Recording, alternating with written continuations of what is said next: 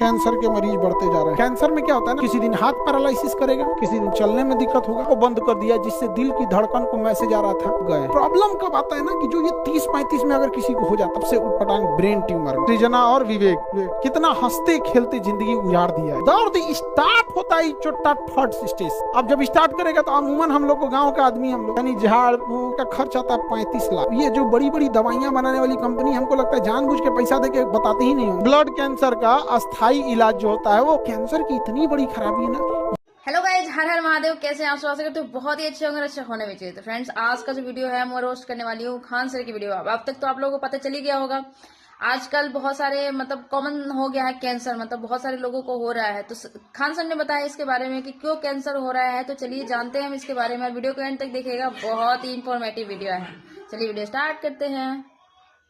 का अस्थाई इलाज जो होता है वो बोन मैरो ट्रांसप्लांट होता है, क्योंकि ब्लड जो होता है वो बनता कहाँ है? हड्डी में। कहाँ बनेगा? हड्डी में बनेगा। अब जब अस्थि मज्जा, और अगर आपका अस्थि मज्जा खराब है तो खराब ब्लड बनाएगा। क्या बनाएगा? खराब ब्लड। और जब भी खराब ब्लड बनाएगा तो आपका कैंसर हो जाएगा, वहां पे दुनिया भर का हो जाएगा। कैंसर में क्या होता है ना कि बिना मतलब की चीजें भर जाती है आपके रूम में। क्या होता है ना, ऐसे देखिए, सपोज कीजिए कि आप अपने किचन में डेली चाय बना रहे हैं या कुछ ऐसा चीजें जो डेली खरीद के ला रहे हैं। जैसे घर है, छोटे बच्चे हैं, डेली एक पैकेट दूध का पैकेट आ रहा है, तो आपका काम है ना दूध के पैकेट को फेंक दें। फेंक में मत कीजिए, उस किचन में टाल लगा के रखे रहिए। 2 साल बाद किचन में घुसने का जगह नहीं बचेगा। हो गया। तो कैंसर में क्या होता है ना, हमारी कोशिकाएं जो बनती हैं वो परिपक्व नहीं होती हैं, फालतू बन जाती है। फालतू डेड सेल अजीब टाइप का होता है, वो किसी काम का नहीं होता, समझे? किसी काम का नहीं रहेगा और उसकी अंबार लग जाती है। तो हमारे डीएनए में एक सिग्नल होता है नेक्रोसिस का। उसमें वो क्या करता है ना कि डेड सेल को, जो सेल अच्छा से काम नहीं करेगा उसको मार देगा। वो हमारा डीएनए का स्ट्रक्चर होता है, वो इन्फॉर्मेशन होता है कि जहां काम नहीं करेगा एक दो बार देखेगा, रे साला एक तो माइटोकॉन्ड्रिया नहीं है, मार देगा। क्या करेगा? मार देगा। लेकिन कई बार ना हमारा डीएनए पगला जाता है। डीएनए क्या हो जाता है? पागल है, सूझ जाता है। जहां सूझ गया तो देखे हमको तो मारी ही नहीं रहे। अपने जैसन पागल एक और सेल बना लेगा, उसमें भी कुछ नहीं है, माइटोकॉन्ड्रिया नहीं है, इसी को कुछ नहीं है, तो अलग अलग से खून चूसते रहेगा इधर, और एक जगह जमा होते होते तो पूरा एरिया ब्लॉक कर देंगे। अब हमारी नसें हैं जो ब्रेन को ले जा रही हैं, उसी किसी नस में बैठ के वो नसें बंद कर देगा, तो ब्रेन को प्रॉपर सप्लाई नहीं मिलेगा, तो ब्रेन का कोई ना कोई हिस्सा काम करना छोड़ेगा, और उस हिस्सा से जो भी अंग जुड़ा होगा वो काम करना छोड़ देगा। तो किसी दिन हाथ पैरालिसिस करेगा, किसी दिन चलने में दिक्कत होगा, और बढ़ते कहीं उसे सिग्नलवा को बंद कर दिया जिससे दिल की धड़कन को मैसेज आ रहा था गए। अभी तो अपने इंडिया में कैंसर और शुगर कैपिटल बनते हम लोग जा रहे हैं। इतना कैंसर के मरीज बढ़ते जा रहे हैं यहाँ, जिसका कोई हद। और बुढ़ापा में जो पुरुष होते हैं, उनको प्रोस्टेट कैंसर एकदम कॉमन हो जाता है। प्रोस्टेट कैंसर कॉमन हो जाता है। यूरिन को रोकने का काम करता है। मेल में प्रोस्टेट ग्लैंड होती है जो यूरिन को रोक देता है और रोक देगा। तो अब वो ना बुढ़ापा की वजह से वो प्रोस्टेट कैंसर बढ़ने लगेगा। वो यूरिन को परमानेंटे रोकने लगेगा, उसको बहुत डिस्टर्ब कर देगा, उसको छोड़ा नहीं जाए तो मर जाएगा वो। तो मेल में सबसे कॉमन है प्रोस्टेट कैंसर। बस उसके साथ एक चीज ये है ना कि यंगस्टर में बड़ी कम होता है, वो ज्यादातर होता है 60-65 में। बट बीमारी का कोई कंफर्म थोड़ी है, तो किसी में हो सकता है, बट जो 90% एबव है। और उसमें एक और चीज, वो ज्यादा फैलता नहीं है, तो अमूमन किसी को होता ही है 75-80 साल की एज में। और डॉक्टर खींचतान के 7-8 साल खींच ले गया तो अपनी स्वाभाविक जीवन जी लेते हैं। प्रॉब्लम कब आता है ना कि जो ये 30-35 में अगर किसी को हो जाता है, बड़ा उसके साथ फैमिली ये सब जो होता है ना, बड़ा जिम्मेदारी हो जाती है। और फीमेल में ओवरी और ब्रेस्ट कैंसर। बच्चे में क्या होता है ना कि कई बार डिलीवरी होने के टाइम पे आजकल इतना दवाइयां आ गई हैं, इतनी ये चीज आ गए हैं, वो इन्फेक्टेड हो गया तो ओवेरियन कैंसर या तो उसके ओवरी में हो सकता है, यूट्रस में हो सकता है, फॉलोपियन ट्यूब में होता है, सर्वाइकल में, तो ये उनमें कॉमन है। और एक ब्रेस्ट कैंसर कॉमन हो गया, तो ये एकदम कॉमन है। और अमूमन क्या होता है ना कि जो कैंसर वाले सेल होते हैं सब, वो दर्द नहीं करते हैं। अगर कोई गांठ है और ससुरा दर्द नहीं कर रहा है तो ज्यादा घातक है, उसका एफएनएसी या बायोप्सी कराना ज्यादा जरूरी होता है। अमूमन गांठ हो जाता है। अब जैसे महिलाओं में स्तन है, तो जब वो अपने बच्चे को दूध पिलाती है तो दूध में कैल्शियम होता है, तो एक समय के बाद जब बच्चा दूध पीना छोड़ देता है तो कैल्शियम का कुछ कैल्सिफिकेशन जमा हो जाता है। तो अगर नॉर्मल गांठ है तो दर्द करेगा, बट अमूमन क्या होता है कि अगर दर्द नहीं कर रहा है तो ज्यादा खतरनाक है। अब इसका मतलब ये नहीं कि दर्द नहीं कर रहा है तो कैंसर है, तो कुछ और भी हो सकता है। बट हम कहना क्या चाह रहे हैं, इफ अगर वो कैंसर है फर्स्ट स्टेज सही हो जाएगा, वो तब तक कैंसर खतरनाक नहीं होता जब तक वो लिम्फ में नहीं पहुंचा है। लिम्फ जो होता है, जैसे हमारे शरीर में ना ब्लड ले जाने वाले के लिए धमनी है, अब वापस ले आने के लिए सिरा, जाने के लिए धमनी, आने के लिए सिर। तनी मनी छूट गया तो बटोरने के लिए लिम्फ, तनी मनी छूट गया तो बटोरने के लिए लिम्फ। जैसे हम इंजेक्शन मार देते हैं यहाँ पे, डॉक्टर तो मार दिया यहाँ हाथ में इंजेक्शन, और इंजेक्शन भर दिया मांस में, वो तो छिटा गया यहाँ पे, वापस लेके कौन जाएगा? लिम्फ। कौन ले जाएगा? लिम्फ।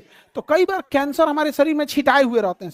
ये बैला लिम्फोआ जानते हैं क्या करता है? पकड़ के, ए भाई तुम कौन हो, हम तुमको पहचान ही नहीं रहे हैं, मिलता जुलता हो, कहेगा हाँ फूफा के भाई। अब लिम्फोआ उसको क्या करेगा? ब्लडवा में मिला देगा। पहले लिम्फोआ की एक खासियत है, जिसको नहीं पहचानेगा उनको ब्लडवा में मिलेबे नहीं करेगा, लिम्फोआ पकड़ के बैठ जाएगा, पकड़ के बैठ जाएगा। तो वहीं पे कैंसर क्या करेगा? गोलियाना चालू करेगा, गोलियाते गोलियाते गोलियाते सब कैंसर कहेंगे सब लिम्फे को मार देते हैं, लिम्फे को उड़ा देगा, कंट्रोल में ले लेगा लिम्फ को। उसके बाद लिम्फ के रास्ते ब्लड वेसल में, अब ब्लड वेसल के बाद धीरे धीरे वो कहाँ जाके कहाँ बैठ जाएगा, वहां पे अपना कॉलोनी बसाने लगेगा।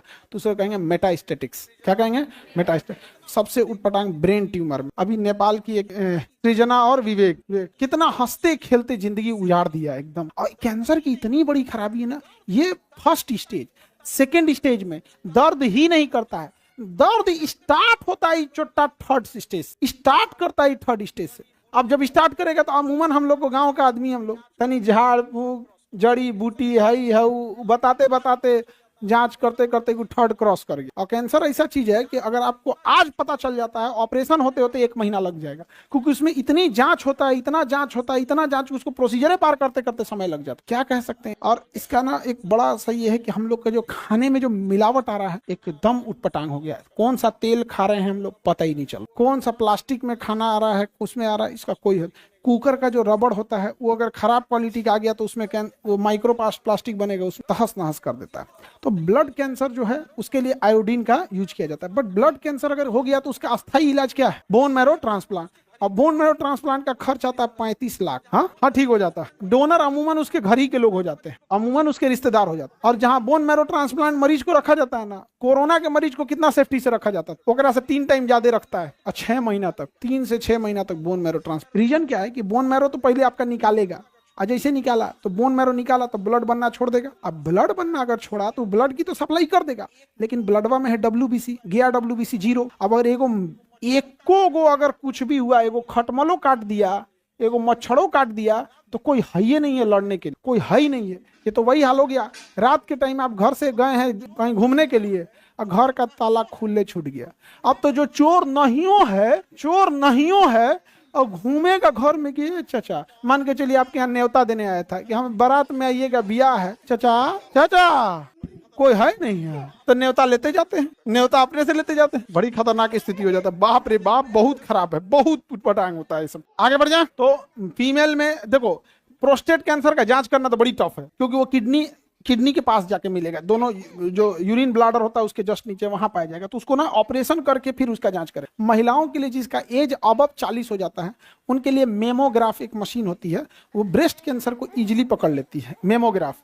बट वो ना 40 के ऊपर के एज को ही करते हैं। अदरवाइज इधर है, अगर किसी को डिटेक्ट हो गया तो MRI में क्या होगा ना, थोड़ा महंगा आएगा, MRI जांच थोड़ा महंगा आएगा, बट मेमोग्राफ सस्ता आता है। तो जैसे मेमोग्राफ अगर 1500 से 2000 में कर रहा है तो MRI 7-8 हजार में करेगा। तो महिलाओं के लिए होना चाहिए, लेकिन इसका कौन व्यवस्था करे? हमको तो कभी ना कभी लगता है कि जो लोग इसको बताने वाले होंगे, ये जो बड़ी बड़ी दवाइयां बनाने वाली कंपनी, हमको लगता है जानबूझ के पैसा देके बताती ही नहीं होंगी यहाँ करो। दिन भर गुटखा का प्रचार देगा, लेकिन किसी महिला का जिंदगी बचाने के लिए मेमोग्राफ चेक करा लेना चाहिए हर 2 साल पे, इसका प्रचार कोई नहीं देगा। गजब बात है, पटंग नहीं लगता है? समझा गया कि नहीं आ गया? ये बात तो सही है फ्रेंड्स कि आज के टाइम में किसी को भी किसी की जिंदगी से कोई लेना देना नहीं है। कौन मर रहा है, कौन जी रहा है, किसी कोई फर्क नहीं पड़ता। बस उनको अपना जेब भरने आना चाहिए, बस इसी में खुश रहते हैं। तो फ्रेंड्स, ये रहा आज का वीडियो। आप लोग कैसा लगा प्लीज एक प्यार कमेंट करके जरूर बताइएगा। वीडियो अच्छा लग रहा है चैनल को लाइक करें, सब्सक्राइब करें, इस वीडियो देखते रहिए, हंसते रहिए, मुस्कुराते रहिए। खुश मिलते हैं नेक्स्ट वीडियो में, तक के लिए बाय बाय।